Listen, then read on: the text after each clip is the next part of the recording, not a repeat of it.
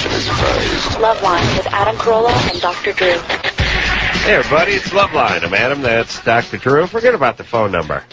Why, Drew? Because we're not here. That's right. But we're here. You'll hear us sharing our love. Mm-hmm. Just us. And we're probably going to be better than we would be if we were here. Oh, of course. Well, we'll be happier. Yeah, otherwise it wouldn't be a best of show. Right, that's right. It'd just be sort of a of show. But, of course, if we didn't have anything good, right, it wouldn't really matter. We'd still put it up there anyway. Right. Yeah, but please, how dare you? I got good stuff. I don't know about you. All right, let's get it started. What do you say, Drew? Let's go. Hey, everybody, it's Loveline. I'm Adam. That's Dr. Drew. Phone number, 1-800-LOVE-191. Let's hop to the phones and speak to Jenny, who's 21. Jenny? Hi. What's up? Well, first of all, thank you guys for your show. It's awesome. And you're a dick, but you're a charming dick, so you See? totally, it's good. It's That's funny. what I tell everybody. It's good on you. Thanks. My question, You wear it well. if we possibly have time, but my first question is, I'm wondering if I'm like a stunted or like quasi-bisexual, because I'm first and foremost attracted to girls. I love women. I totally love it. And like, I'll go down on a girl. I had this girlfriend that I would go down on, and I really enjoyed, like, being with her, but I didn't like her to go down on me. Mm. And it wasn't that, and I'll let guys go down on me, though. You will. So, but I don't know what it was. Like, I could never really get off with her. Hmm. And so Well, hold on. I mean, you can never really get off with somebody. Drew, you got a fart, or you got a question, or you have to go to the bathroom? What do you do? I think if I were to put my money down, I'd say peer genital contact, age 6 to 10, in that range there. And sort of freaked her out a little bit about that with other girls doing this. It's sort of a girl did it. She doesn't sound like a little girl, though. No, she's not arrested, but that thing got her. Anything like that happen, Jenny? No. Well, I had, like, an abusive childhood, but... Ooh. What happened? Oh, my dad... I'm Asian, and I had the stereotypical, like, imperialistic... My little brother is whatever, but, I got beaten as a kid. And I don't talk to my dad. Your dad beat you? Yeah. Did you ever get any kind of, any sort of experimentation with people your own age, girls particularly, when you were young, real young? No, not really. Not really? No, not that I can remember. I just remember this being a recent thing because, I've always been attracted to girls, but there's never been a girl where I was like, oh my god, I want to be with her. Mm-hmm. And I met this girl, and but I've always been, whenever I've had a girl that was a best friend, I've always been really like against their boyfriends. Well, they were usually scum. All right. Whatever. Well, listen, all guys are scum there, yeah. Okay, so listen, you're you don't mind the girl going down on you. I don't mind it, but it doesn't get me off. Right, but you prefer to go down on her. Yeah. Also, is there a part, my thought is if you enjoyed her going down on you, that would sort of officially make you a lesbian. Mm-hmm. Is there any thoughts of that? Well, it was kind of like She doesn't carry a card, not card carrying. I don't want it, Okay. All right, when you're with guys, do you need any fetish or S&M or anything? Yeah, I like that. Yeah, see, her wiring's all... Yeah. Well, so... how do I get reprogrammed then? Because I'm sure, I like the spanking, and I like being, like, dominated and all that stuff. All right, because your dad beat on you. Yeah. What did that mean, by the way? Did that mean anything? I don't know. That sounded like a sound. It sounded like a karate movie. I'm sure it meant something. I'm sure it meant something very profound in Japanese. Okay, so here's the thing. A little therapy. Do they have therapists for Asians, Drew? Oh, of course. I never see that. Are you in college? Well, sort of. I'm in community college. No, but you're Asian. That's okay. I've declared it okay for Asians. Yes, I'm taking art and business because, I'm Asian. You people are smart. I don't worry about you people.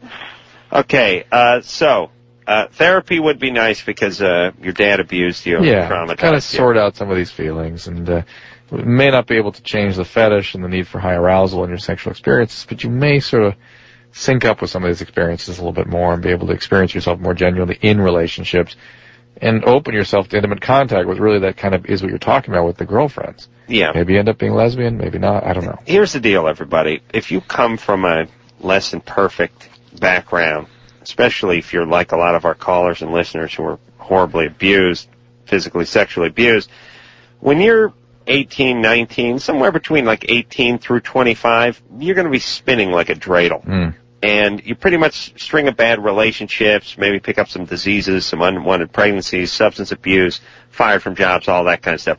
Your job in that like 5 to 8 year range is to get stable so you can then be a decent adult, be a decent father, mother, have relationships, have a life essentially. Mm-hmm. You're not doing anything between 18 and 25 in life. Somebody needs to explain that to people. And if you're screwed up, you should spend that time unscrewing yourself. Well, it's about getting some structure, going to school, trying to improve yourself, that kind of thing. Yeah, all that stuff. That's really what you're supposed to be doing. Well, that's what you're supposed to be doing, but if you're like a lot of our callers, you need more than that. Yeah. I mean, you need some counseling, too, and a little soul-searching and that kind of stuff. A lot of long walks, listening to Yanni. You know what I mean? And then you can go on and have a normal life. Thank you. Jessica? Hey, what's up? Yeah. Is it my turn this time? You're 18. Yes, I am. Go ahead. Well, yeah, I don't know how to deal with this problem. I have a long-distance relationship with my girlfriend, whom we've been going out for like 5 months. A lot of lesbos tonight. Lesbian night. You're lesbian. We know. Wait, it's the Pride thing, like, what, this weekend in San Francisco? You're lesbian. Mm-hmm. Oh, it's Gay Pride? Yeah, this San Francisco. We had the Gay Pride parade out here, I think, last weekend. Really? Yeah. Yeah, not really looking forward to it. I didn't hear about it. There wasn't much made of it this year. I guess. A lot of pride, a lot of unity, a lot of civic responsibility, a lot of guys in chaps being tugged by their partners with nipple chains. Guys, gee, Yeah. I was hoping for the hot chicks on a bike. Yeah, they don't really have enough of those. Just guys acting You out. guys are coming to San Francisco. You're a lesbian. aren't you? Guys in their 40s acting out. Yeah. Great. All right. Well, yeah. The thing is, I've been going out with my girlfriend for about 5 months, and in the beginning, she was open with me, and she told me her father used to molest her, like from age 12 to 15, where her parents divorced or something. And since then, they have no contact. He says he doesn't. Oh, hold on a second. Check the yeah, I'm time guessing here. Hold that's why on. she's with me. What? I'm guessing that's why she's with me. No. Hold on a second here. We heard something else. I heard the smoke detector battery. The smoke Hold on a second. Just be quiet for a moment. How much time we got? Going on about 25 seconds. All right. Just quiet. Jessica, quiet for a second. Usually goes about every 35, 35, yeah. 40. Hold on. How's kicks, Drew? How's what? Kicks? Kicks good. Okay. What's going on with that? Wait a minute. Where's that smoke detector? Did you? The smoke detector. Do you have a smoke detector? I took the battery out because we were cooking this. There it is. There it is. It just went again. How long was that? No, it was 50? about 50 seconds. All right. Oh, wait, there's one right there. Yeah. Okay. What do you know? Well, what do you know? It's making noise, and we hear it, and you don't. How could that be? Huh? How many times have I said we had the world's dumbest callers? It's like, oh, smoke detector? No, I took the battery. Teek. Really? How high or stupid do you have to be? We're listening. We're on a phone. 1,000 miles away. Oh, yes. All right. Oh, it's almost time to listen to it again. Come on. We got to prove it. We got to hear it loud and clear. About 50 seconds. Yeah, right? we're at about 40 here right now. 40 right now. Cool. Jessica, we got a little Jessica, time. quiet for 1 second here, okay? What are we doing this time? Looking for the smoke detector? Yeah. Oh, boy. Are you by it? No, I'm just sitting in the same place. I'm at a friend's house. Yeah. Okay. That's it. 56. That's us. Okay. 56 seconds. All right, keep the timer. So this actually isn't your responsibility. This is your friend's bedroom? Yeah. Oh, that's nice. Her bedroom.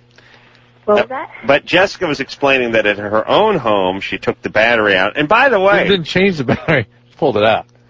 I'm all for it, because this is our last shot at Darwinism in this country. Yeah. It really is. I pulled the battery out, or I hit the thing with the mop, and the whole family goes up in flames 2 weeks later. And I hate to say it, Drew, but that's just that's Darwinism. That's what we used to call Darwinism.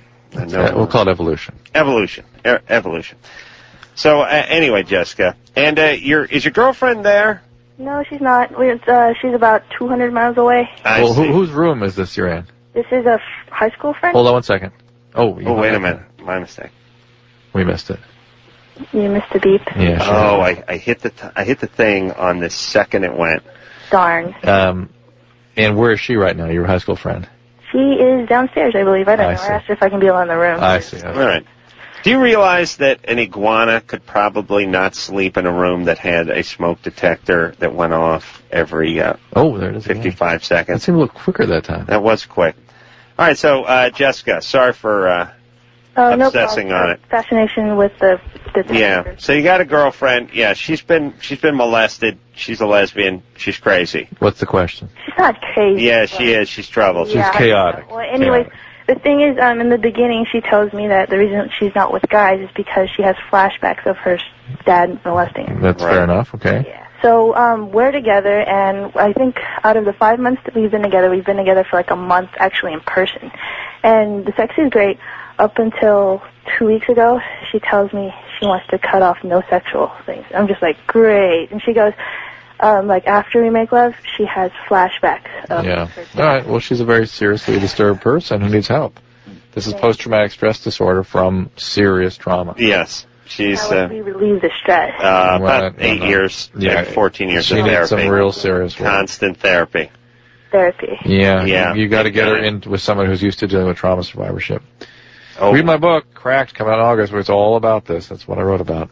really? Yeah. Dealing with trauma survivors. Read my pamphlet, How to Change a Goddamn 9-Volt Battery.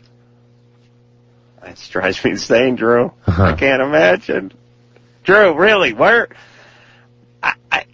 I have this sort of attention deficit problem or this hypervigilance or whatever you want to call it. Yeah.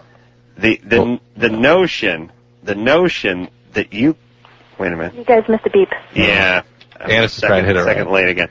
The notion that you could sleep in a room, as many of our callers do, with this thing chirping between every 35 and 50 seconds for weeks.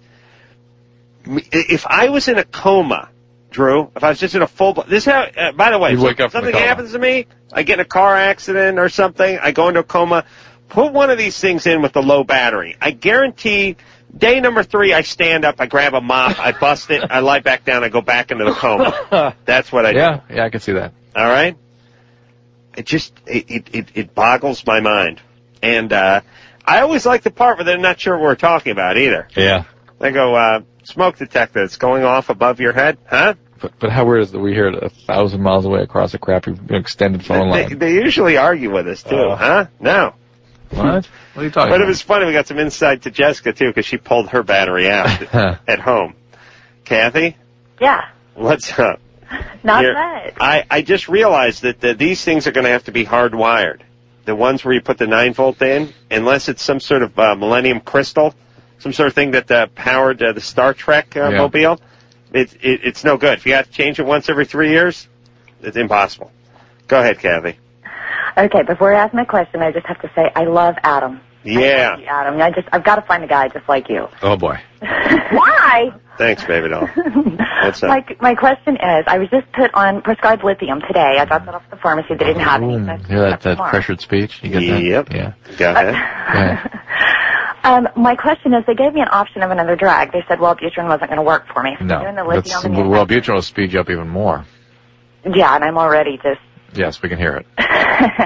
Anyways, the doctor said he could put me on Depakote, but then he said there was a side effect of weight gain. Yeah. And I've had a history of eating disorders, so I flat out told him, and he knows that too. I've actually been hospitalized for it years ago. Well, there are multiple choices. The sort of the beginning place is Depakote and sometimes lithium.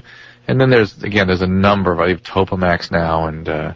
Right, and I told him, I told him exactly why I didn't want to go on the Depakote. I said, listen, we're going to have problems. I'm going to end up starting the drug. The first time I gain weight, I'm going to start throwing my food up again, and then I'm going to quit taking the drug, and then we're going to be back to square one, and it's going to be even worse. That's right. And so we sometimes start people on lithium to prevent some of that stuff. So, and it is okay to go ahead and take the lithium then? Because I've just heard so many different stories about it that... What have you heard? I don't know. I mean, I guess... even when I was in outpatient or doing inpatient for the eating disorder, there was a girl that was on lithium, and I always thought she was crazy because she took lithium. Boy, baby. But I'm just, hey, no, that's the pot calling the kettle black. You got to take a chill pill. Well, that's lithium. Forget about the lithium. That's your chill pill. Oh, I see. You might want to. I had some really good results recently with Trileptal, chill pill. You might want to talk to your doctor about Trileptal. Ask about that, okay? Trileptal. But lithium is great. It's fine. Sometimes there can be some transient kidney dysfunction, and it can be pretty serious. You got to get your kidneys checked in a few days. That's what I was concerned about, because I do take Avonex too, because I have multiple sclerosis. Wow. And they have to check my liver on, they check everything on a regular basis, like every 3 to 6 months. Mm-hmm. Because it's an interferon beta 1A. Yeah. What do you do, Kathy? I'm an assistant manager of a lingerie store. Really? With the MS, huh? Yeah, I refuse to go get on disability. I'm not crippled or anything. Yeah. You wouldn't know she has it, probably. I wouldn't know it? No, you would never know. Nice. I mean, I have symptoms, you just don't see them. Mm-hmm. What kind of guys you get in that lingerie store? Mostly guys or girls? Trouble. The guys are trouble. I around Valentine's Day, I went and bought my wife some stuff at a Victoria's Secret. And it's weird to be a guy and actually purchase things. Yeah. The girls that work in there are just into this. It's like really, they're basking. I don't think I could handle that. You got to go do it. It's a weird, unsettling experience. No. Yeah, and I do not work for Victoria's Secret. Oh, but what do you guys sell? You sell same kind of stuff, or do you guys get a little naughtier? A little racier. We're a national chain. Uh-huh. What's moving right now? That was one of my cats jumping in his cradle. No. I mean, product-wise. My hearing's not that good. Heard the cat roll over in the pillow. Right now, it's all the brides coming in wanting corsets to put under their dresses, so they can suck everything in. Oh, they want corsets. Yeah. Oh, corsets are back. Wow. That's nice. Weird. Yeah, and of course the crotchless panties for the honeymoon night. Of course, yes, of course. Yeah. Right. Crotchless panties. Meaningless. Why? You guys Why? just lose it. Why? I don't know why. But why have those? No, I look. Panties on or off? It's they're like on, they're off, they're off. No, why it's both nice, on and off. Yeah, it's nice to see a woman in a sexy pair of panties, and then it's nice to watch her peel them off. But to have them sort of stay on while you're going to work, it's real. It's like you might as well just have her put a vest on, and while you're nailing her too. But it was like an orange Caltrans vest on when I have sex with her. No, I'm not into that. The other thing I don't understand. Cone zone. I don't understand the edible stuff, like the edible panties. Yeah, why? Another one, why? Like you got something that tastes like the world's. It's a combination between fruit roll up and ass. You're gonna nosh down on this when you're trying to keep a boner. No. Yep. Drew, what do you mean and licorice? They look like they're licorice kind of. I think the fruit roll up. The red that's licorice. what I'm saying. The fruit roll up. Okay, got it. That's what I'm saying. Got it. That's why everyone thinks I'm a dick. All right, you ready to go? Yeah. What were we talking about? Lithium, whether it's right trade. Lithium's fine. Make sure you're monitored carefully. The Avonex won't make a big difference with it that I'm aware of. Depakote's really considered the first line with bipolarity, which is why you're hypomanic. That's why you're all sped up. Yeah. And I would write down, Kathy, Trileptal, Trilepta. A lot of psychiatrists think that's a good one right now for bipolar. Yeah. And chill pill. Misty? Yes. You 23? Chill pill. What's up? Okay, 6 months ago, I had my first child, and me and my fiance, I just don't get horny very much. That's really happens a lot after having a child, particularly that first year. You got to take a chill pill. Actually, going on the birth control pill sometimes turns it back on. Chill pill. I'm on orthotricycline. And that's the one that usually works, but for some women that one doesn't. So you have to go back to your doctor and see if there's something else they can try. Okay. And maybe shutting you down, too. I mean, did you go on it to try to get your libido back? Yeah. Yeah, well, if it's not working, it's not working. You should be aware pretty quickly. Are you on any other medication? I'm on Prozac because I had baby blues pretty bad. Well, but that's why you have no libido. Prozac will shut you down completely. Okay. In fact, Prozac makes sex seem like weird. Like, why do people do that? Like, ooh, what? Yeah, it's kind of like blah. Yeah. Like living in Utah. Yeah, so it's the Prozac. And now don't immediately stop your Prozac because obviously, as you've said, the baby blues, postpartum depression can be very, very serious. But you might want to talk to your doctor about an antidepressant that doesn't screw up your libido, like Cerazone or Wellbutrin or Remeron. Okay? Chill pill. You're calling from Palm Springs. Yeah. It's going to be getting up about 122 degrees there in the next 4 or 5 weeks, right? Yeah. Don't you want to kill yourself? I mean, what do you do? What do you do for the summer in Palm Springs? Just sit in a tub full of ice with a fan blowing on you? You pretty much sit under an air conditioner. I would kill myself. It's pretty awful. All right, baby doll. Good times. You know it's a horrible combination, Drew? Which, I had going for many years of my life. Poor and hot. Yeah. That's bad because there's certain things. Pouring everything sucks. Pouring cold, you never had to deal with that. Pouring cold's bad, but I'll tell you what I'm talking about. Yeah. Pouring hot, I'm sure pouring everything sucks, but pouring Luke sucks. But pouring hot sucks because you never have, you don't have a place to park your car. That's the first thing. You live in crappy apartments, you park on the street. You're walking in the heat. And your it's not the way. The car's always baking. Oven, yeah. The car's always an oven. Yeah. You don't work at any place that has covered parking, a parking structure, garages, anything like that. Your car's always, so it's always, the car's 135 degrees when it should have been sitting out in the valley all day long where you're at work kind of thing, or in the morning or whatever. And then the car's missing the air conditioning. Then it becomes brutal. Now you want to kill yourself. And then you live in places that don't have air conditioning, and you have jobs where you're there's no air conditioning. In your case, involved. you live with multiple people in a room facing the sun. On the sun. Yeah, on the surface of the sun. It's good. Yes, facing the west, upstairs, no air conditioning, multiple people. Oh, yeah. And me just with bullets dripping down my forehead all summer long, climbing into my hot car. Chill pill. Sleeping on a futon with the one guy I know who never gets hot, which made me want to kill him.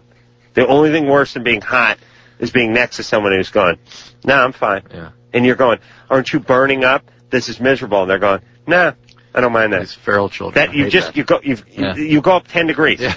Now I'm hot and I'm angry now. I'm agitated. My buddy Don will never get hot. Well, he's walking around. How do you stay your friend?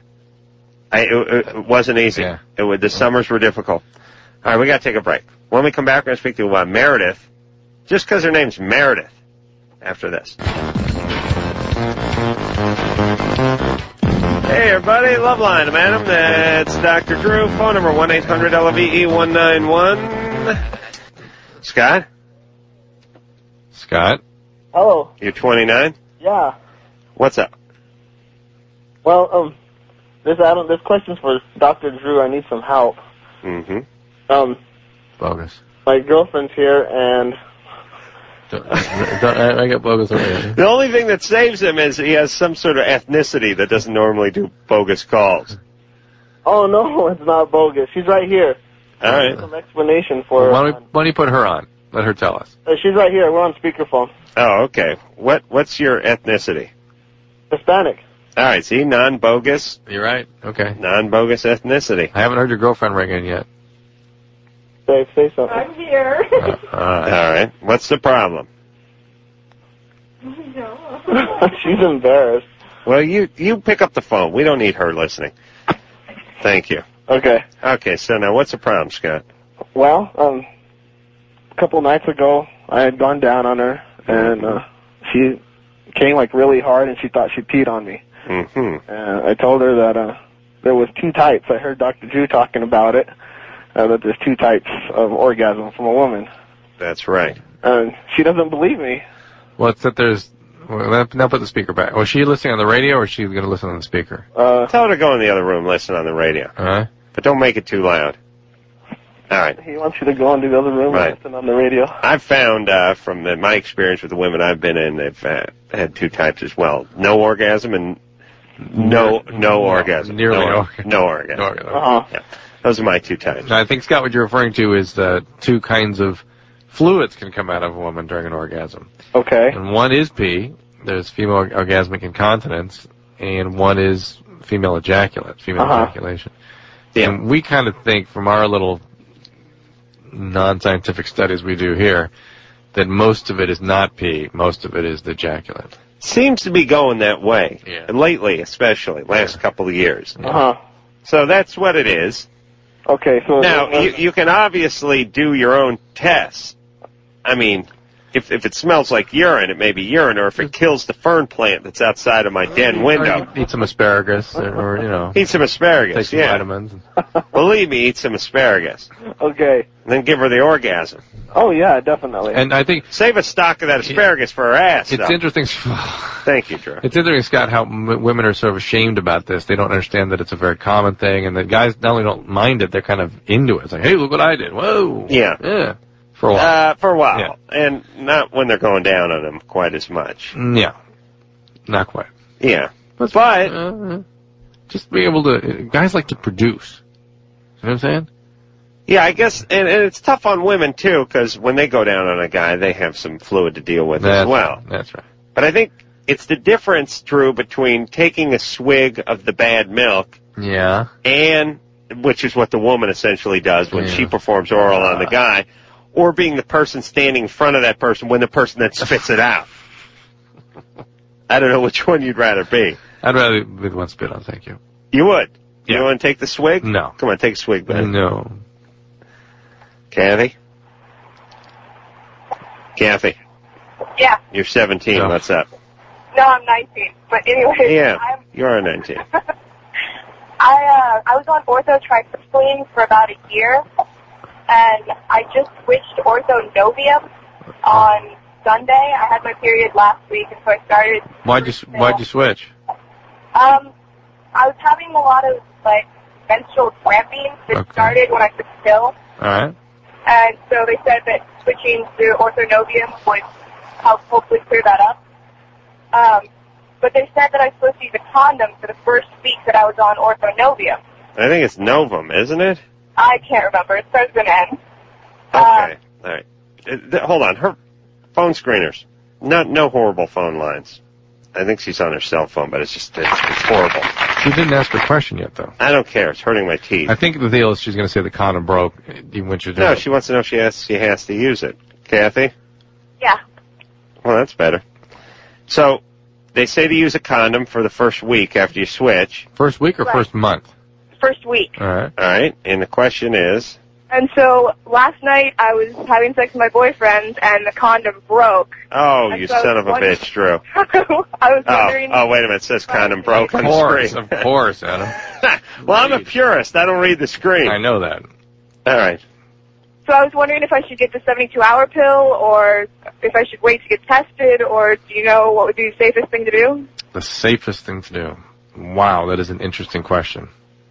Well, I'd take the morning after. That's the safest thing. That is the safest thing to do, but boy, you're going to get sick. Why? Because she's on the ortho album? Yeah. But make sure you take the Plan B. Let's put it that way. Take Plan B as opposed to the Prevent, which is, Plan B is all levonorgestrel, which is the progesterone. Mm-hmm. And that's the one that doesn't make you sick, usually. Okay. Why don't they just give that one out? They do. I know, but why they have the one that gets you sick? Oh, give that one out. Two different companies. All right. Manufacturing. Good times. Victoria? Hello? You're 18? Yeah. What's up? Hi. Boyfriend for about 3 months now, and he actually just currently broke up with me.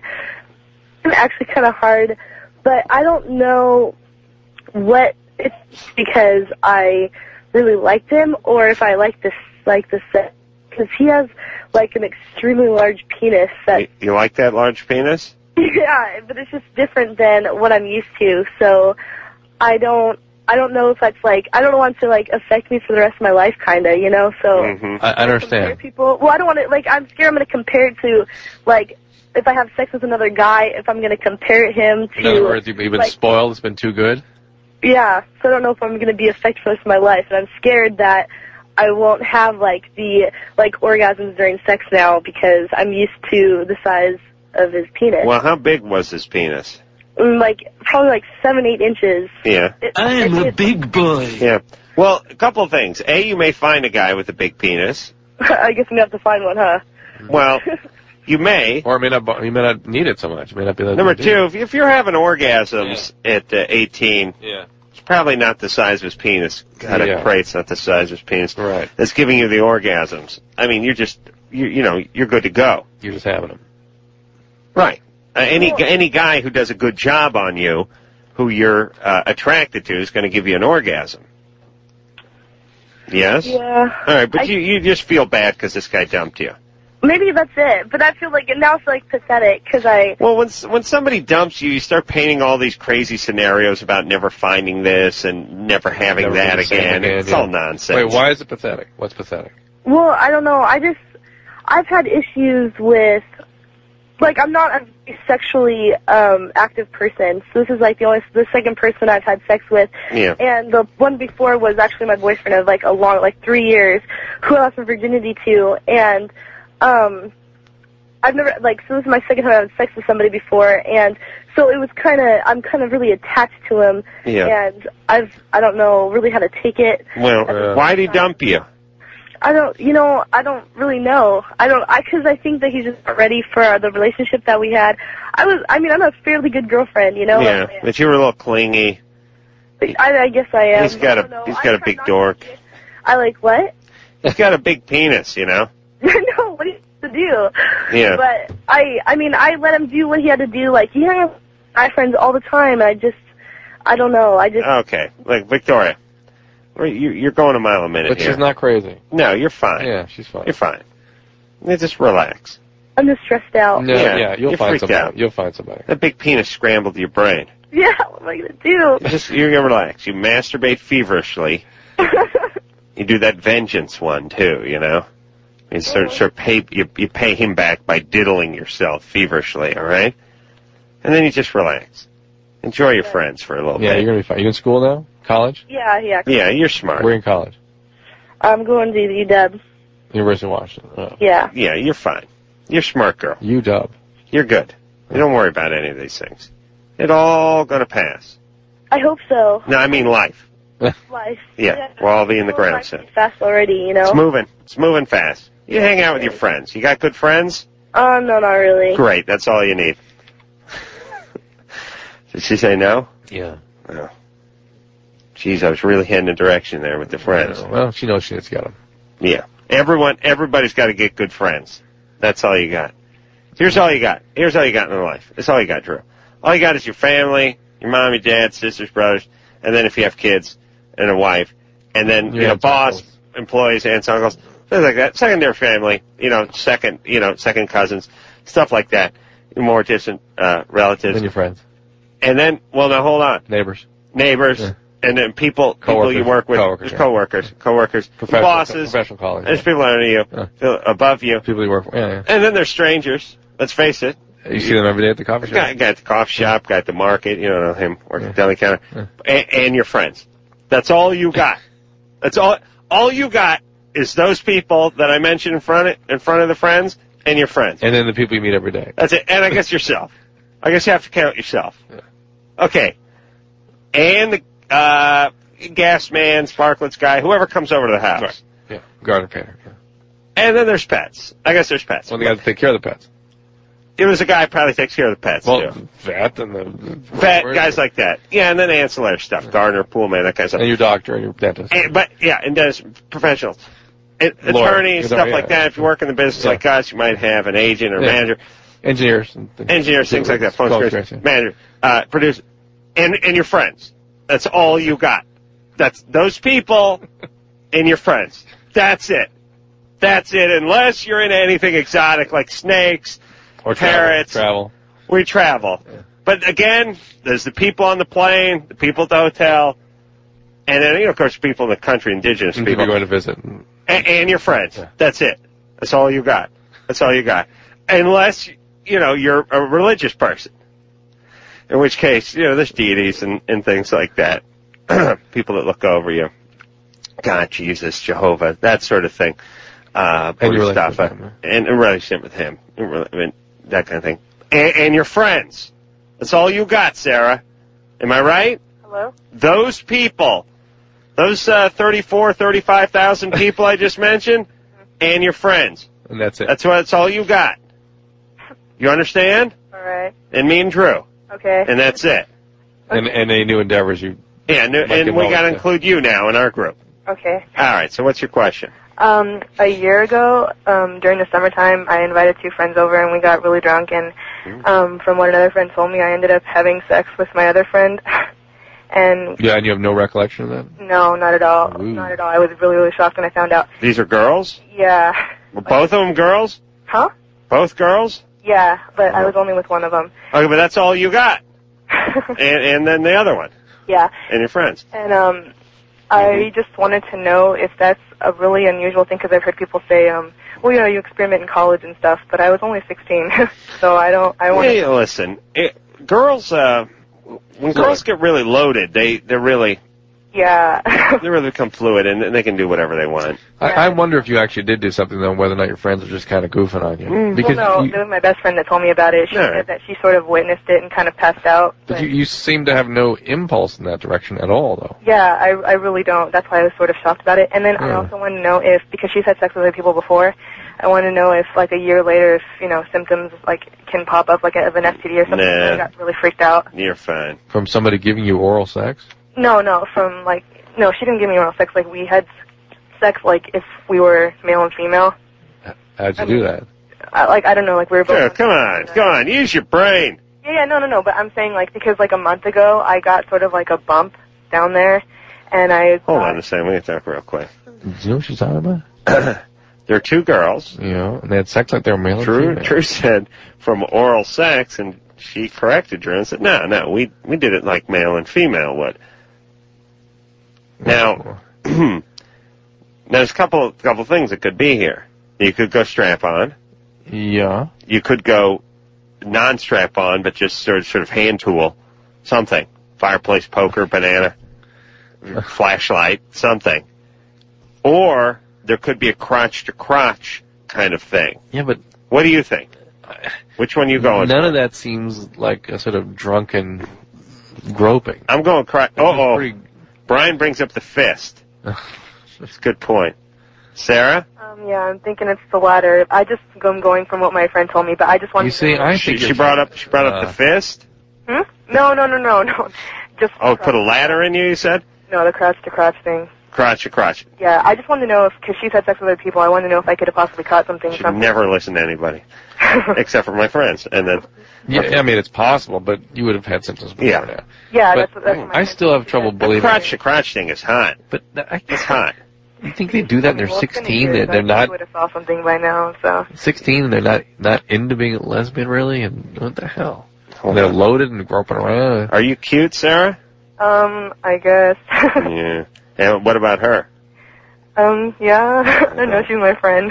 Yeah. I don't really look at her like that. I know. It's embarrassing. I just wanted to know if that was really weird or if I could have caught something. You went crotch to crotch with her, right? Yeah. I know you don't look. She doesn't want to comment on what she looks like. You woke up with what? I woke up with, like, different underwear on. She had no underwear on.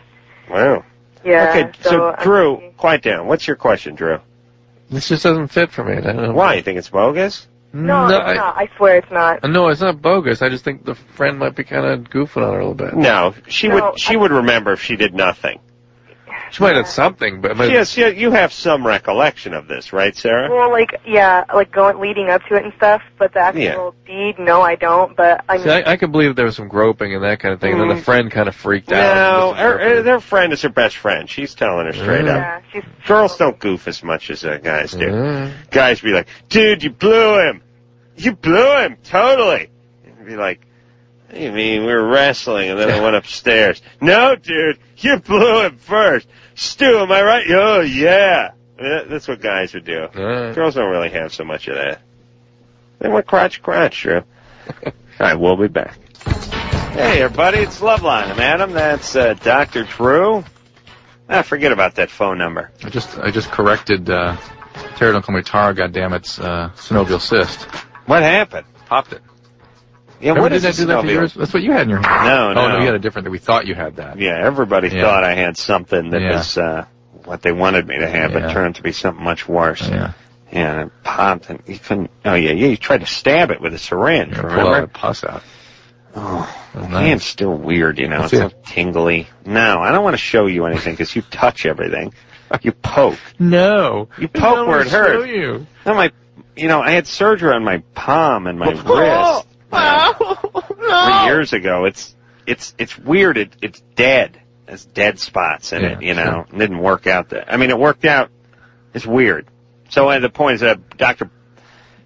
Marcel said there was some nerve, whatever. They could fix it or something. There's a second surgery or something. But the point is worse than pain, it's asleep. Yeah. If you put your finger on it, it feels like a dead spot, and it's an eerie feeling. I don't like it. So I'm not going to let you poke at it. But if you want to look, you can look at it. Don't touch. Looks good. Yeah, it looks good. It's still dented in a little bit there. Yeah, that'll feel. Yeah. Thank God they got my underpants away from me, though, huh? Yeah. Otherwise, they would have caught on fire. That's what I love. I was like, you give me one good goddamn reason why you need my underpants to perform hand surgery on. And they're like, certain underpants are made of a cotton lycra mesh that could actually ignite during surgery. I'm like, how high are you? Please. I told him, please give me the thing that I have to sign. I will sign the underpants. You know what? If I wake up and my balls are going up like a Roman candle, I will have signed that piece of paper, and you'll escape litigation. They don't have that paper. Now, let me say this. Hold on. I'm getting fired up for a second here, Drew. This country is destroyed now. Yeah. It's destroyed by the attorneys. Yes. Everything is everything. If there's a 1/10 of 1% chance of anything happening, then it can't be done. Right. You can't do this. You can't do that. You can't walk outside somewhere holding a cup. You know what I mean? It's a slippery slope, Adam. Slippery slope. My balls drive me nuts. It's like we have a man show rap party a few years ago. I want to go step outside and smoke a cigarette. I got a drink in my hand. It's like, you can't step out. It's like, listen, I'm 100 feet from the street. I'm just going to stand here you got to put the drink. I got to go get the drink and go set it back inside on the ground and then come out like I'm a 10-year-old. I can't stand all this stuff. And here's what I'm saying.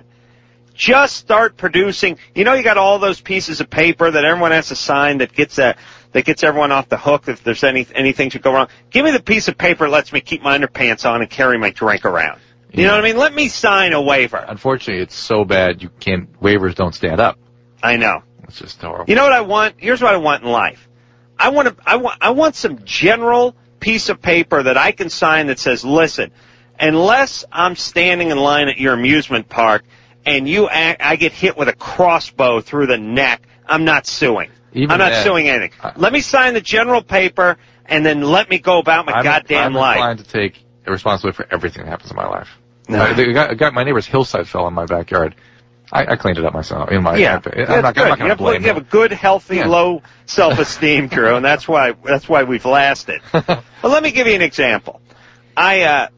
Jimmy signed me up for the Wine of the Month Club, right? Yeah. Because that's all I need, more free booze, right? Course, yeah. He got me a nice gift for my birthday, and he signs me up. Well, he asked me, him and my partner Daniel. I said, "What do you want?" I said, "I like those of the month clubs where you get the coffee, you get the red wine, you get the beer, you get the different thing every month." So they sign me up, and I come home one day, and you get that little tag from UPS. "Hey, sorry, we missed you." Well, they missed you because they came by 1:30 on a Tuesday, and of course you were at work. And then the next day you show up again, and it's like, "Hey, sorry, we missed you again." It's like, hey, listen, you can't figure out that human beings may work during the day? You keep coming by at noon on a Monday and a Tuesday. I'm not going to be around. Then the third one is, hey, now you got to come pick it up. Usually they drop stuff off, but they can't drop off booze. Oh. They can't drop off a nice bottle of red wine that's totally packaged and sealed up. The reason why they can't do it is there's some liability, right? The neighbor kid, the 11-year-old neighbor kid is going to hop the fence, open my package, drink my Chardonnay, and then go stab his sister, and me and UPS are going to be liable. That's what's killing this country. I got to then, like a retarded 4-year-old, go down to UPS and get my booze because they're going to get sued if they drop something off with a 4% alcohol in my yard on my property. And meanwhile, they drop everything else off. I could order, give me a battle axe, 10 gallons of kerosene, and uranium. 70 stump midget porn rectal foot fetish films, and they drop that off no problem. But this thing's 4% alcohol. Oh no! And we're slowly being destroyed. I got wine of the month. That's great. I get to go down and get it. Why don't you just leave it at the goddamn liquor store? What use is it? You know what I mean? Like, what use is being anything of the month if you got to haul your ass down and go get it? Let's call a goddamn liquor store. It's on the corner. I'll go get it myself. I know there's some faggoty lawyer that's behind this whole thing. Yeah, because one time they dropped something off and somebody got drunk, and then somebody sued, and then everybody was screwed. I can't stand this. I want to take our country back. I really do. You horrible, blood-sucking vermin lawyer. Have some dignity, would you? Have a little pride. And listen, You pussies that bring up these frivolous lawsuits, have some dignity and put a gun in your mouth and kill yourself. And then maybe your sons and daughters can go ahead and sue the manufacturer of the gun company. Make a few bucks off your pussy death. I'm 39 years old. I've never even come close to one lawsuit my entire goddamn life. Would you ever? No! I would never. I wouldn't sue anybody unless somebody just attacked me with a tire iron, and even then, I'd just give me the money, put the guy in jail and give me the money for the hospital bills, and we'll call it even. Freaks suing everybody all the time, shutting every business down. Pussies. Lawyers. Oh, yeah, we got Philip Morris. They're giving us $70 billion. Yeah, put DuPont, put everybody. Put Owens Corning, put everyone out of work. You just sue the hell out of everybody. Have some dignity, you people. I don't trust anyone who has a lawsuit about anything ever. And you people that have multiple lawsuits, you're going on your sixth one. When I'm in charge, I'm going to take a rusty piece of rebar, I'm going to put it in one ear, it's going to come out the other, and we're just going to hang you outside the stadiums. That's going to be my plan for you. Outside the stadiums. You hear me, Drew? Basketball, baseball, football? Whatever the season is. All right. Let's take a break. Well, welcome back to the best of Loveline. I'm Adam. I'm Drew. That's Dr. Drew. Yes, I'm trying to follow your lead, Adam. Interesting that we get paid the same amount, isn't it? Yeah. I find that interesting. Just you're licking your boots. You know, people are like, well, so you get paid the same amount. But let me tell you something.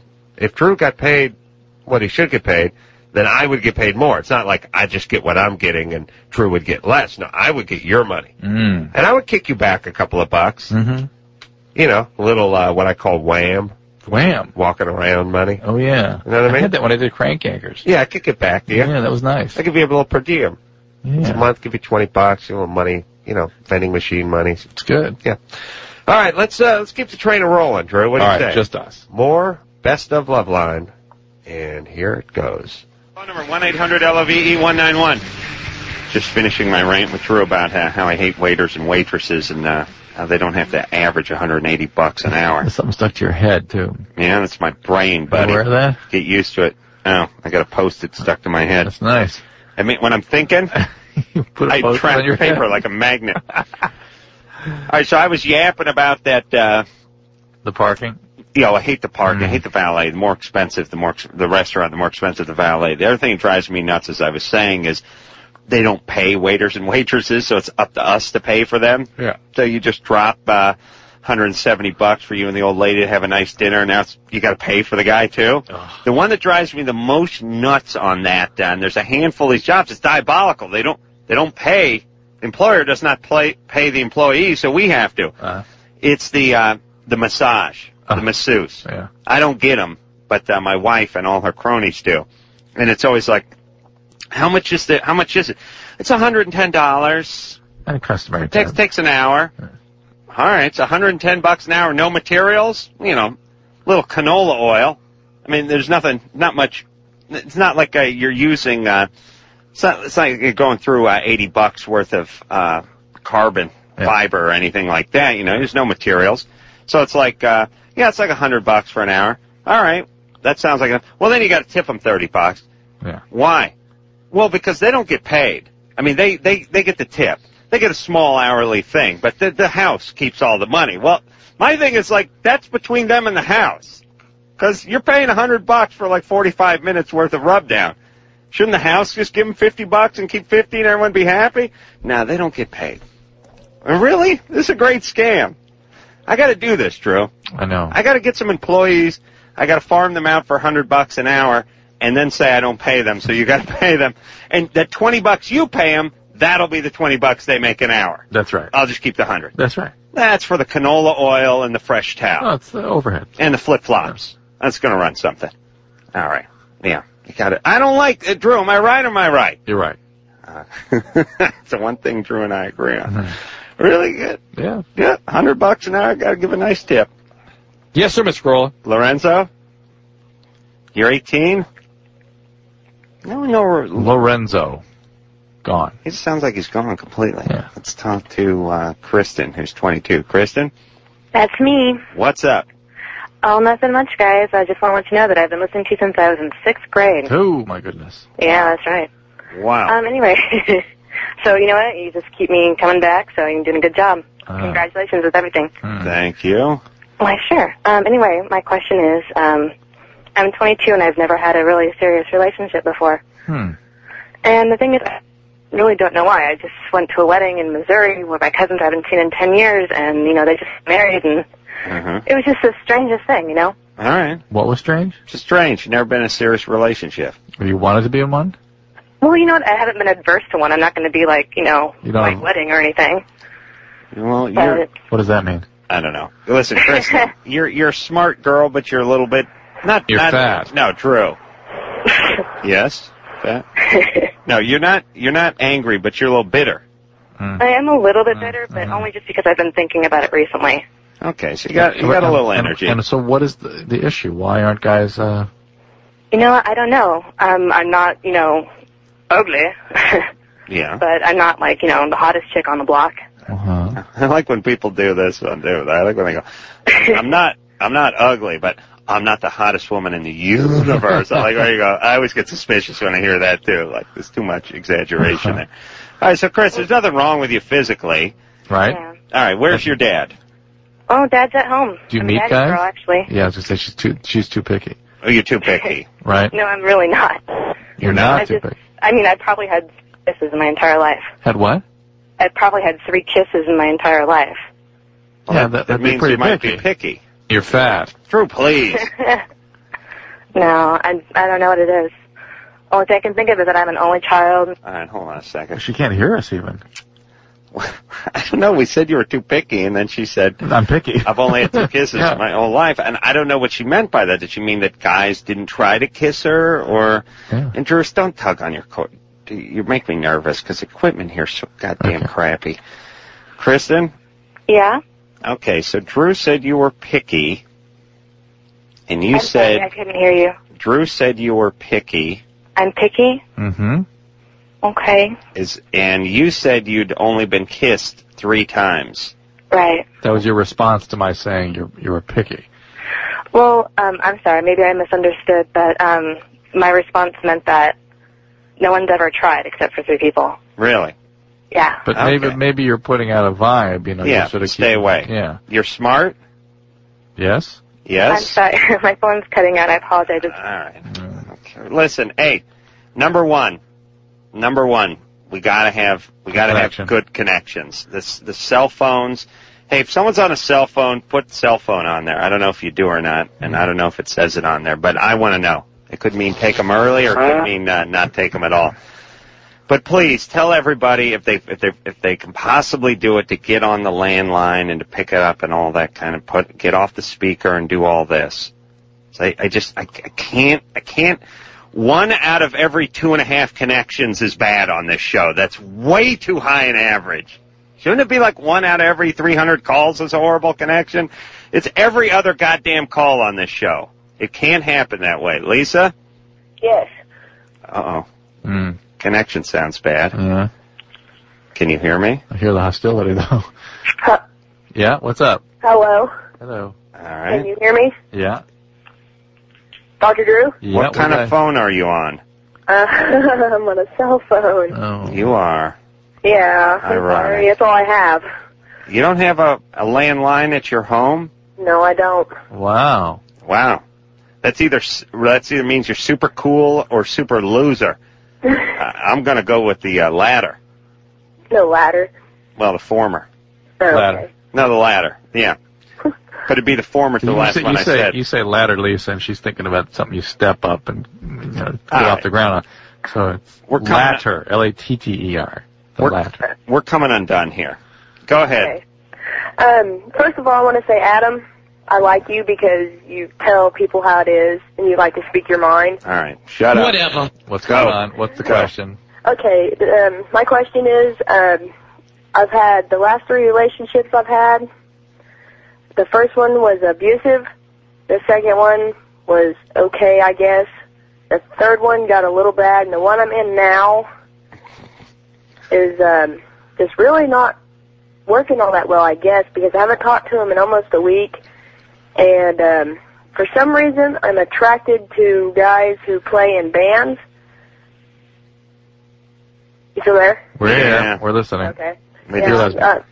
Attracted to guys who play in bands because all my boyfriends have been in a band for some, playing guitar or whatever. But I was also wondering why they were abandoning me, if it had anything to do with my parents leaving. Yes. Or you choose abandoning unavailable guys. You don't realize that's what you're choosing, but that's what you're choosing. And guys in bands are going to be unavailable because they're going to be on the road. Yeah. Yeah, And guys in bands are not known for monogamy. That's not sort of the image that comes to mind immediately when you think about band members. Wouldn't be a bad name for a band, though. Probably get a lot of chicks. Monogamy, yeah. Yeah. Diabolical. I'd probably call yourself like Monogamy UK or something. Diabolical Monogamy. Yeah, that's what I was thinking. Be a good name for a band. All right, so Lisa. Mm-hmm. See if you can find a guy who's not in a band. Okay, and my other question is the guy I'm seeing now, he's not talking all that much. I don't know. He gets in these moods where he don't talk at all. Oh, very exciting and very attractive. Yeah. Wonder if that had anything to do with, like, his family or, the way he is because he's a musician. You said you hadn't spoken to him in like a week, right? Oh, well, it'll be a week this Saturday. Plus he doesn't talk, see? Okay. She calls, but he doesn't speak. Lisa, maybe this isn't the right guy for you. Okay. All right? That's all I'm going to say. You guys aren't talking. These are sort of antisocial guys you're going for. They're not known for stability in relationships. Yeah. Quite the contrary. And part of it, too, is they just don't care. They're not treating you with that much respect. Guys will pull it together. You know what I mean? If there's a really hot chick, they'll dance. Yeah. And if the chick's just sort of around and they're sort of half into them and they're in a band and they're into other chicks, too, they don't put so much effort forth. Right. Everyone, just think about the way you act when you meet some celebrity or some model or somebody you respect, as opposed to just some jack-off guy who is a friend of your brother's. Do you stand up when they come in the room and hop up and shake their hand or anything? Or you just sit there on the sofa and nod at them? That's what this guy does with Lisa. Or brew like you guys do. Yeah. That's right. I'm not going to dignify that with an answer. Alyssa? Yes, You're 24? I am 24. What's up? I just want to know why cum stings when it gets in your eye. Anything shot in your eye with any kind of velocity is going to hurt. It doesn't necessarily have to be velocity. It's just that when the liquid actually comes in contact with your eye, it burns. Well, it's got some salt in it, right?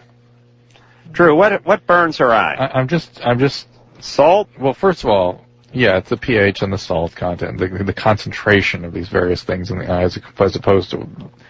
But I mean, it's not something I know formally. You know what I mean? You never taken a shot? Yeah. Why would there be a reason for someone to know that formally? Except I will tell you that there are STDs you can get of the eye from getting stuff in the eye. Most significantly, chlamydia, gonorrhea.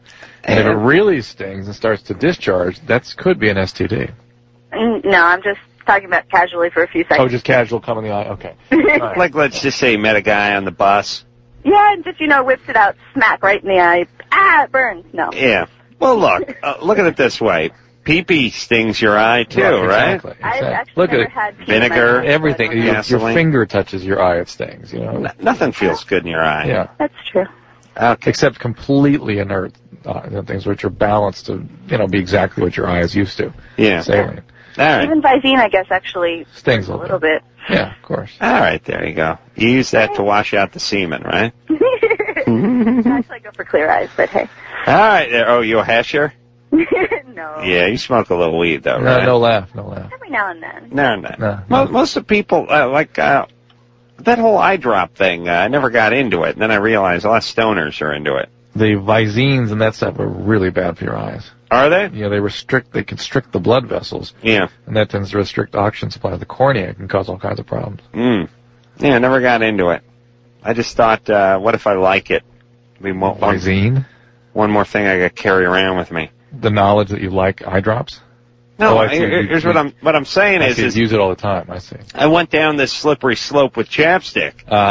I managed to make it like 28 years without ever using chapstick, and then one day I tried some chapstick, and I walked 10 feet, and I used more chapstick, and I walked 3 feet, and I stop, and I gotta get my chapstick. And the next thing you know, it's like, hey, I can't leave the house. Where's my chapstick? And now my face. I'm giving myself a constant chapstick rub now. become hooked on chapstick. It's my heroin. I got to chase the chapstick dragon. You know what I'm saying? Yeah. It's a bad I thing. warned you before you got going down that path. Yeah. Jeez. I'd like a little heads up with the nose picking, too. Yeah, but you got a problem with that. I actually hurt my nose picking it today. Such aggressive nose picking that I may have done damage to my nostril. Caused a hole in your septum or scraped off the lining. Yeah. That's nice. What, were you pretty heavily into coke for many years? No, I picked my nose when I tried. It caused a hole. I hurt my nostril today. Oh, I'm so sorry. I do my best thinking with my finger in my nose. Krista? Hi. You're 21? Yeah. What's up? I just have to say you guys are hysterical. Oh, good and times, I am man. calling from a landline. Oh, great. What's up? Crappy landline, but one nonetheless. All right. Well, here's my situation. I've been single for about a few years now. My last relationship was pretty serious, but... You're fat. Keep I'm going. sorry? Mm-hmm. Nothing?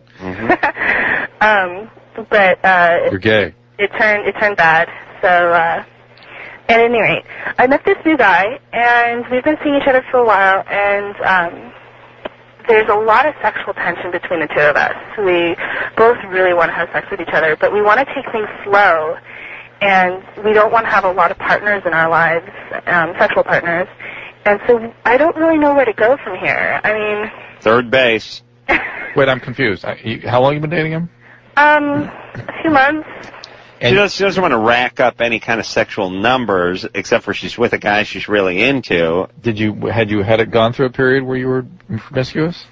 Yeah. Okay, so you go through a thing where you're with lots of guys, and now that you have a real relationship, no sex. Got to punish him. Got to punish him. Got to withhold the sex. Let's just free Chris up. There's nothing wrong with you. This guy's a good guy. There might be something wrong there. No, you're fine. You're into the guy. He's into you, right? Yeah, it seems that way. Like, I met him online, and the first time we met, I really didn't expect him to call me back, and he did. And he told me that I looked great and that things were, like, really nice and really sweet, and he wanted to get together again. And so he's coming over tomorrow.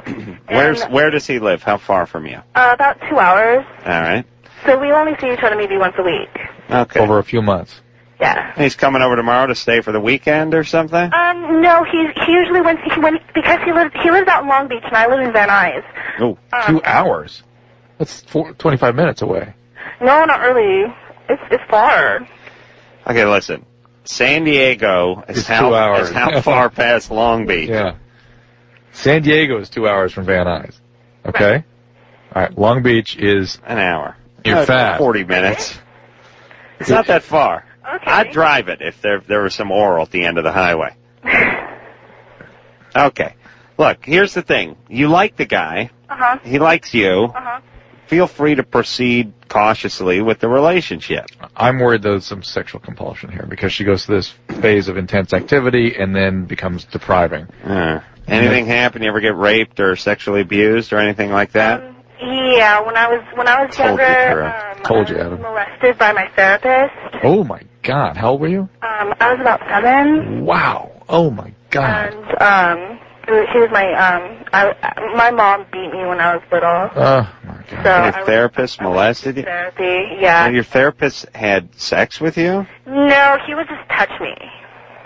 I'm a rapist. Drew, please. But then when I was about a year ago, That's the rape. I was involved with a date rape. Yeah. I got drunk and passed out, and he raped me. And that's where she's shut down. Okay, but how old were you when the therapist did this? 7. I was about 7, maybe 6. And he would just sort of fondle you? Yeah, and I told my mom that he would put his arm around me, and it felt really uncomfortable. And so I saw him for about a year, and then I was just like, I couldn't do it anymore, and so I totally rebelled. And my parents got me a new therapist, a female therapist, who I saw all the way up until the age of 16, 17. Did you report to her what had happened with the other one? No. Why were you seeing a therapist at age 6? Because my mom was abusing me. Okay. All right. Not sexually, just Is it possible you were misinterpreting some of the things this guy was doing? Because since you had been abused, maybe everything felt like an intrusion? No, because he would put his hand on my pants. I can't misinterpret that. No, not really. Well, there's certain more aggressive forms of experimental therapy. I'm going to perform some of that on myself when I get home tonight. And you never told the second therapist what this guy had done? No, I never really told my parents either. Do you want to maybe go after this guy? Do the public a favor? I don't even remember what his name was. Oh. Really. All right, but Krista, you're going through this. Let's focus on you for a second. You're going through this thing of sexual compulsion, and that's what happens. You go through this flurry of activity, and then you get deprived, and you start withholding. And all of it is a way of sort of avoiding real intimacy. And now you're with a guy that you could be intimate with, and of course now no sex. All right. So you kind of move forward. Maybe find a new therapist. Yeah. I wouldn't say I don't count myself as raped by a therapist, but I have canceled without 24 hours notice and been charged $90. Yeah. And I consider that a form of rape light. Yeah. You know what I'm saying? Yeah. It's a mild raping. But this raping you deserved. No. I don't like that 24 hours BS. You should be able to do it in like 20 minutes. I don't like the speed limits. All right. Karen? It's funny, I now know people have dropped off the line when I don't hear static when we punched them up. Karen couldn't have fallen asleep. She's been on hold for 5 minutes. Yeah, I know. Karen? All right. Let's talk to Ricky. Ricky? Yeah. You're 22? Yeah, sure am. You did speed for, Drew moved the screen as I was reading it. Actually, I'm 1,200 weeks old. You did the math. Yeah, I had to do that for you, man. All right, so you have a speed-related question? Yeah, actually, the thing is, before I start, I just want to say about the little quote that you had about the waiters and stuff and the tip. Mm-hmm. Take some damn typing classes. Don't put your financial problems on my tab. Yeah. You know what I mean? Right on, brother. So he gets a Diablo sandwich, Mr. Pibb, and let's actually orders the Mr. Pibb Mountain Dew Suicide and some chili fries, and this guy wants 80 cents. Kiss my black ass. There you go. Hell yeah.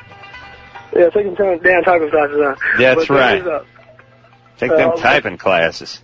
Or something, well, my question was, to Dr. Drew, the thing was, I started messing around with the speed thing about a year now. Yeah. Summer, actually, it was. And I just started out doing it here and there type deal, so I could perform a little bit longer when I'm having sex with my old lady. Wait, whoa. Just I want to listen to music for a second. So you began using speed to prolong your performance in bed? Yeah, exactly. Speed was going to do that for you. Yeah, you can't orgasm. Can't have an orgasm. All right. Yeah, exactly. You know, there are safer ways to do that if you're going to take pharmacological approaches. Yeah, I hear you, but the thing is, I tried it out, and then when I started having sex, I realized that I'm lasting longer because I smoked right before I came over here. You know what I mean? Smoke speed? Yeah. Oh boy. All right. He's calling from Bakersfield. It's probably the mayor of Bakersfield. He's not tipping. He's only smoking speed. He's not shooting it. Yeah, isn't that how it works in Bakersfield? Like if you live in Bakersfield and you mainline speed, you're in the cabinet, you're in the mayor's cabinet, but you don't actually get to be the mayor. The guys who smoke the speed, now they're up for election. There. All right. So what is your question? And I'm just saying, like last few months, my time having sex has dropped down back to regular. Down to regular. Okay, yeah, and you're still smoking the speed. Yeah, exactly. All right. Well, you're going to have to stop smoking the speed, Ricky. Yeah. It damages your brain, okay, speed? Knocks out. His line is perfect, but you can't understand a word he's saying. Yeah, the static's coming from his Finally, we have a perfect central line. nervous system. Yeah.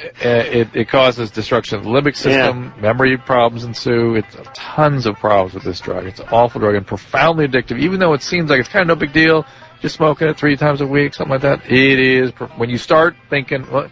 Can I ask him? No. Ask him what? Ricky. Yeah. Do you think that people are thinking about you and talking about you? Do you get those kinds of thoughts once in a while? No, I'm good to go. All right, you will. You will. Always you right. will. You always batting 1,000. You will. Okay. We got to take a break. I got to, Matt, real fast. Matt? Yeah. You're a waiter? I'm actually a waiter bartender. And you say I'm wrong that your employers do pay you.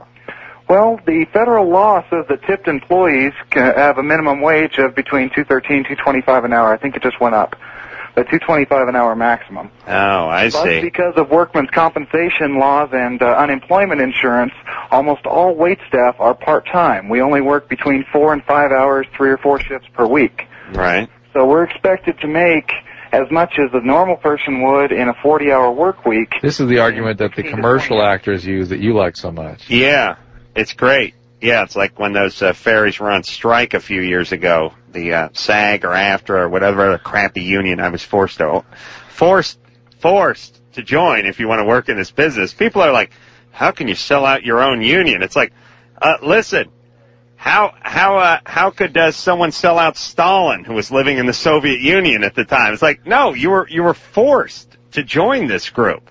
Okay, but here's the whole, yes, this point is these pussies like Tim Robbins are up there going, well, these actors, they only work once or twice a year. They have families to support. Oh, I see. So they choose to show up to work twice a year, so they got to make their nuts. So you got to pay them $50,000 a day. Is that it? To stand in the background and dance on a Jeep that's parked in the sand for a KFC commercial? You could get any monkey to do this. They got to make enough to support their family for a year. No, that's not how it works. They got to get a job. And it's the same with you lazy waiters. We got to make what you guys, you're lucky. You get to work a 50-hour week. We have to make what you make in 10 hours. Oh, really? Boy, I didn't know how cursed your life was. So instead of making $10 an hour, you got to make $50 an hour. Yeah. And now how is he rebutting my comment? He's not. He actually was making They're not it even worse. making minimum wage. He was making it worse, actually. You guys get $2 an hour, right? That's right. All right.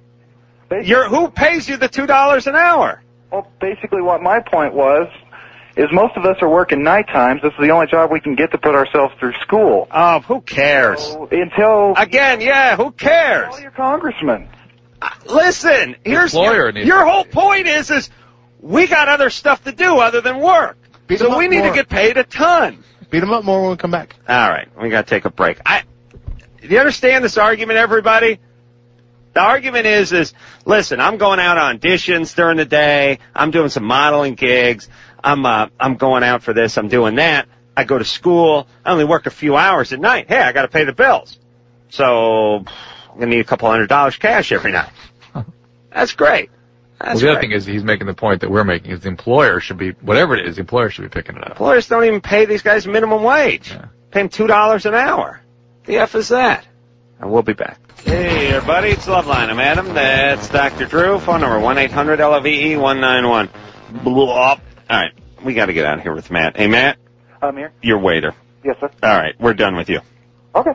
I know your point was, I don't know what your point was. My point is employers should pay their waiters, not me. I agree 100%, and my point was that until the laws are changed, call your congressman. Complain to the people that own the restaurants. But the person who's hurt when you leave the table with a short tip is the waiter. Right. So do you think that the basic sort of hourly wage for a waiter could be controlled through legislation or improved through legislation? The minimum wage for everybody else is, yes, and it's the law that the minimum wage for tips. Yeah, but let's say the minimum wage for a waiter is $15 an hour. We don't have to tip anymore? No. Good. I would gladly work for $7 an hour if I could get an 8-hour shift working at nights. I would work 8 hours a day, 5 days a week working at nights so I could put myself through school. But how many night jobs are there out there? You didn't work at a gas station. Hold on, where are we now, Drew? Night. But where are we? Los Angeles. I know where we're at work, jackass. Yes. Night. No, Frankenstein? I'm trying to get at what you were getting at. What you're working at night. I got the night part. I got the working. Oh, jeez. I think remember, I tell you, I lost my groove. Yeah, you got it back? I think I'm winning it back a little. Yeah. No, it's not bad. TJ? It's not good. Yes. Well, it's never good. TJ, you're 26. Hey, how you guys doing? Good. I'm a really big fan of the show. Great. I just want to let you know that every time I drive home from work, I listen to you guys. You guys are hilarious. Thanks, TJ. Anyways, I heard you guys talking about semen in the eye. Yeah, the semen in the eye and why it stings. And I'm a former student at UC Berkeley, and I think I know why. All right. There's an enzyme that I learned that's on the top of the sperm, which helps it go into the... No. But that's for capacitance, so the sperm can penetrate the egg. Well, so what's that's that activated. It's how the egg is penetrated. How it burrows into the egg? Yeah. But no, that enzyme is activated and as it hits. Well, maybe he thinks the eyeball's the egg instead of burrow in. Hey, it's an interesting hypothesis, TJ. Yeah, it's just an enzyme that breaks down protein, so I thought maybe it might be doing the same thing. That's what I might think. All right, appreciate that. I don't. So, Drew. Yeah. Sperm is coated with something. Sperm is the head of the sperm has all kinds of specialized function that get it to find the egg, right? Get to it, beat all the other sperm out, and then penetrate, and then get through, and then get in. There's multiple steps to that. What do you mean get through and get in? The egg is a big. There's a big shell around it. It has to be able to penetrate that. Really? Yeah. A shell? Basically, yeah. I mean, it's not calcium shell, but it's got to get to the nougaty center. That's right. Wow. And it has all kinds of specialized biological functions to get it through. And there's several impairments that it can occur. Some of the reasons people have fertility problems, the sperm doesn't capacitate normally. And why does the egg need to protect itself so much? It wants healthy sperm?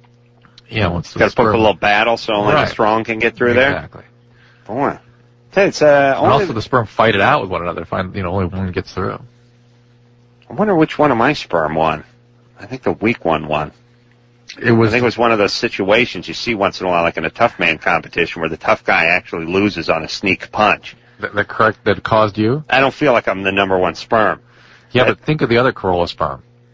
Oh. See what I'm saying? I mean, just think about the Carolla sperm. I know. They all had, I know my family's coats with elbow pads on them. They were smoking, pipes. And your sperm was the one that had a tool bag around its belt and was doing some business. So, I mean, my family is really borderline retarded. I mean, if you're, I was talking to my dad the other day, and I said, I was telling him all about this. He said, I heard you did that car race. And I said, yes, I did that Toyota Grand Prix race a few weeks back. And he said, And I said, yeah, it was exciting because all the cars, they had the roll bars, the cage, the fire suppression. They were all tuned up, but they were all equally prepared. So it made for exciting racing. And he said, did you drive your car? I said, no, Dad. Once again. Dad, once again. Yeah. I was driving the 350Z, and I had a good advantage on Josh Brolin because he had a Suburban. Child seats in there, rolling around in the back. I think he may have had his kids and a load of groceries in the back. So I was able to pull him on the straights. But, of course, he has a 6,000-pound vehicle, so he was able to, push me around in the curves just a little bit. Buzz Aldrin was driving a golf cart. Lunar module. Yeah, I was driving a lunar module. Peekaboo Street. She was driving skis, rocket skis. We all had our own form of transportation out there trading paint. Yeah, they went ahead and put a fire bottle in my car, Dad.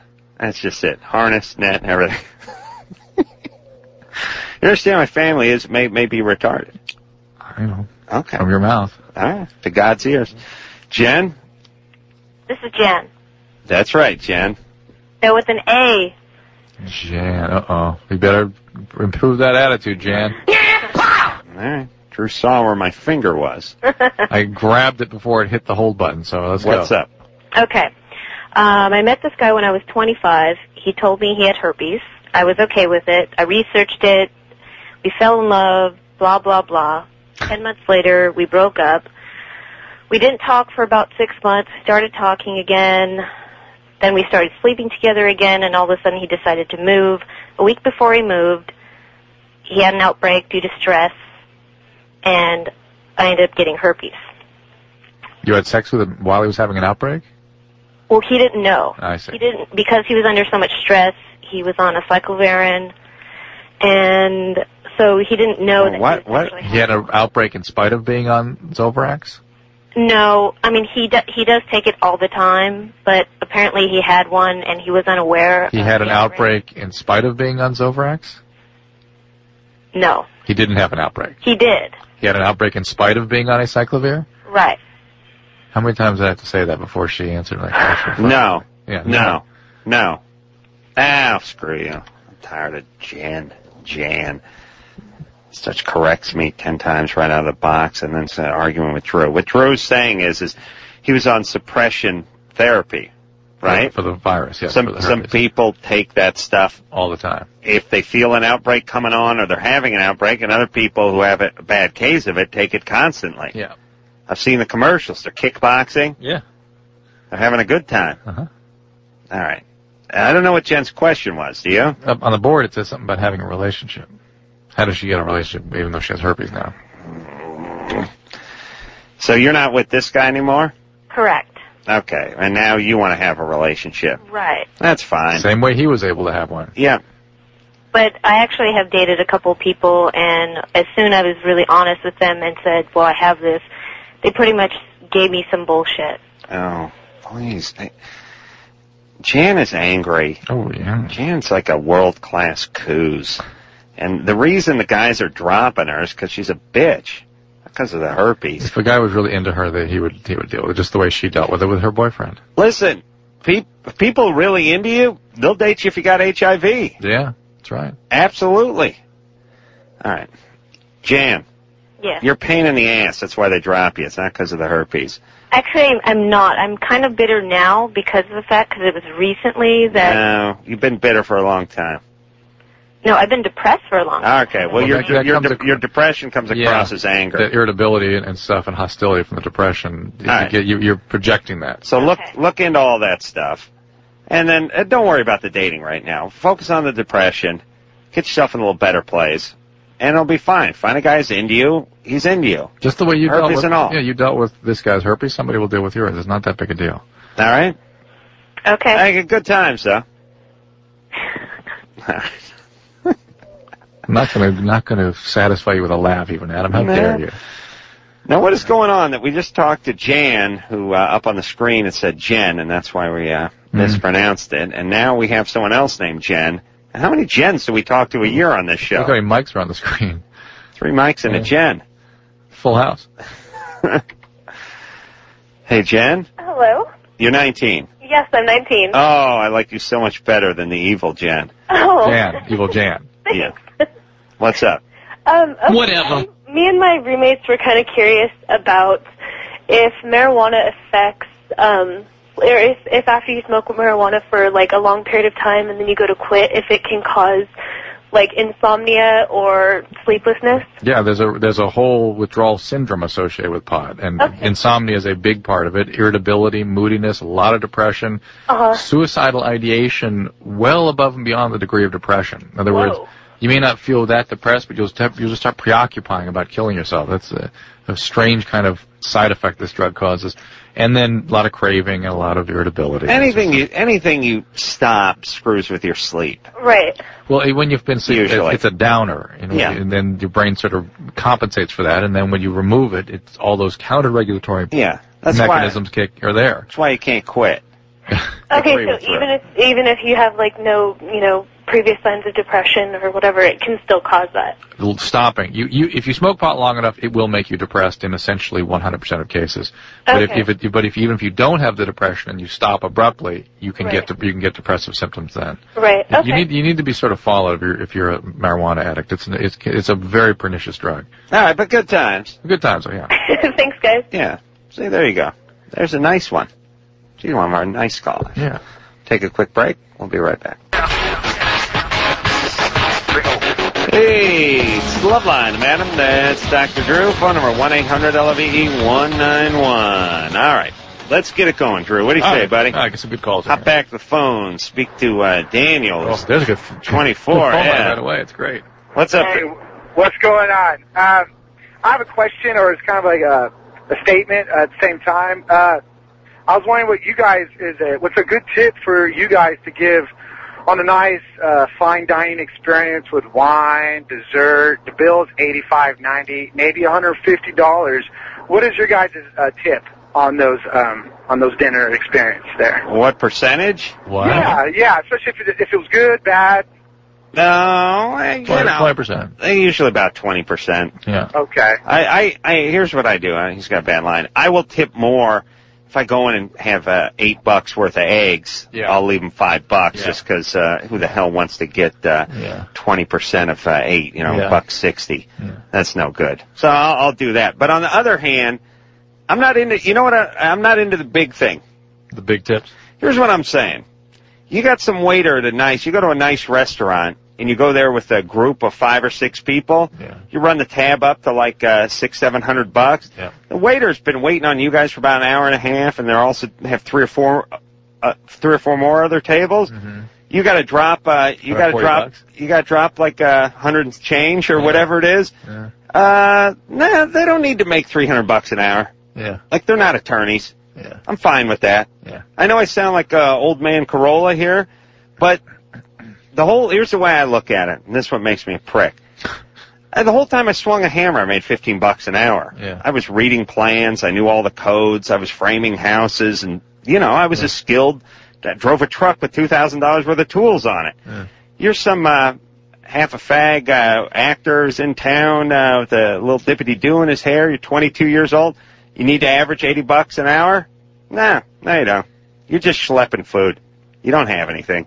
It didn't take you 15 years to do this. No apprentice school, no undergrad work, no nothing.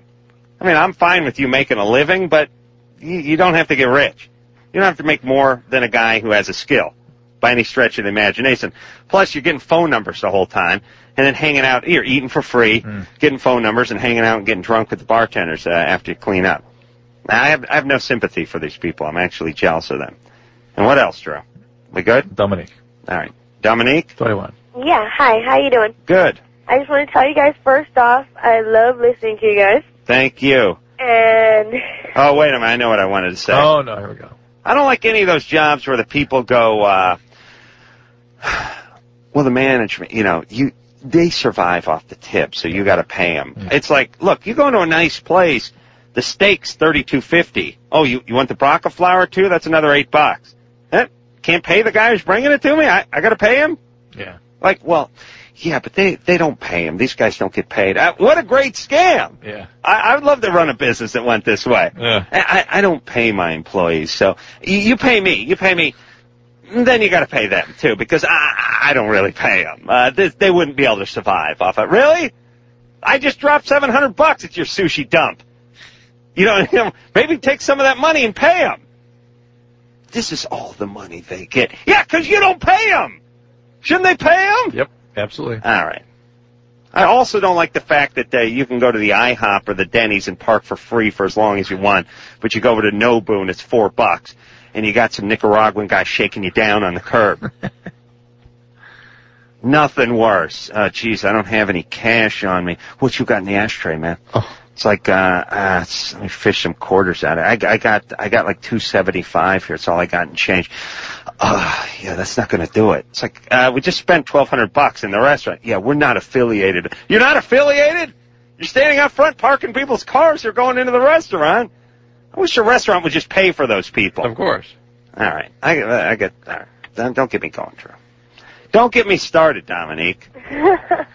We don't pay them, so you're going to have to pay them. I totally agree. Yeah. That Sprite, that's $9. You understand? We don't pay them. Really? Okay. It's a great scam. We all buy into it. I know. Your wife's always sitting there going, "Oh, you're just going to leave 20? That's all the money they get." I know, because no one pays them. We got to pay. What do you want to? Should we pay for the car insurance too? What else do we need to pay for these guys? All right. I'm sorry. Go ahead. Okay. I had a question about postpartum depression, or I guess just depression in general. I was a teenage mother. I'm 21 going on 22. I have a 6-year-old son, and I am in the minority because I finished school. I'm getting my BS in 2 months. Great. And I did go to community college for 2 years, and it was good. But then I transferred to UCSB, and it was much better. You have a 6-year-old? Yes. Wow. All right, great. Yeah. All right. He's going to be 7 in December. But I guess... Hold on. December's too far away for you to be talking about when he's going to be 7. That's kid talk. Well, it's just... He's 6.5. I guess when people have kids, Yes, you talk that way. Listen, he's going to be 7 in 9.5 months. He's closer to 6. He's closer to 5 than he is to 7, you know. His birthday's December 1st, so he's 6.5 next month. When my He's 178 weeks old. My kid's birthday is in November, and I When moms do started that. talking about them as being the next age in around August. How old is your kid? He's 4,028.5 weeks old. Like, well, I never know how old that is. He's 27 weeks. He's in high school. Well, he's in high school, right? For sure. Dominique. So what's the question? Okay, so I'm not sure if it's like postpartum depression from when my son was born, or if Postpartum is within the first. Postpartum is within the first year of delivery. Okay, because and then I have a blood disorder. It's called sickle beta thalassemia. Yeah. So you're sickle trait. Well, see, my mother has the thalassemia trait. Yeah. My father has a sickle trait, Right. and I got like a You're- combination yeah, of the two. it's called sickle thal. So. Yeah. What do you got to be? You got someone? Is this everyone got to be black, or someone's got to be black? Well, what do you my get? dad is Puerto That's Rican and black, and my mom is Puerto Rican. Oh my God, the hurdles you've had to overcome. Shocking. And okay, So one's Puerto Rican and black, and the other part's Puerto Rican. Yeah. I'm trying to figure out the part that got her to finish college. I'm gonna look into this. I gotta get my racial color wheel out and figure out what's going on with you. All right. So what's the question? I am depressed, I guess, or have anxiety attacks. I'm not sure which one it is. Okay. And Do you have I'm not sure if Do you have a drug history? no, Are you on any medication? just the pain meds I take for my pain crisis, and I don't take those. Pain crisis? They're Sickle needed. crisis. Oh, I see. How often is the sickle crisis? Maybe about twice a month. So that stuff could be working against you. Plus, God knows the chronic illness can affect you too. make you Oh, well, depressed. why don't you do something on campus? I mean, like support group? No, I mean, yeah, go Or get talk some to a treatment. counselor. Yeah. Absolutely. You should be. I mean, many people with sickle disease get some sort of antidepressant treatment. It's What's real common. sickle mean, really? Sickle cell disease. I know, but what's the sickle part come in? The red blood sickles form sickles. Blood sickles? They're blood sickles. They're sickle shaped. They're just half moon shaped. And they get clogged in the capillaries and cause a lot of pain, restriction. Why of do blood. only black people get sickle cell? Because in the many years of evolution, it turned out that people with sickle don't get malaria. And malaria is endemic in Africa. And so the people with the sickle traits survived better. Uh-huh. So over many thousands of years and generations, the people who did not have the sickle cell died of malaria in Africa. Yeah. So now it's just become, you'd have to come from Africa. Yeah. Interesting. I never knew that. All right, we'll take ourselves a quick break. We'll be right back.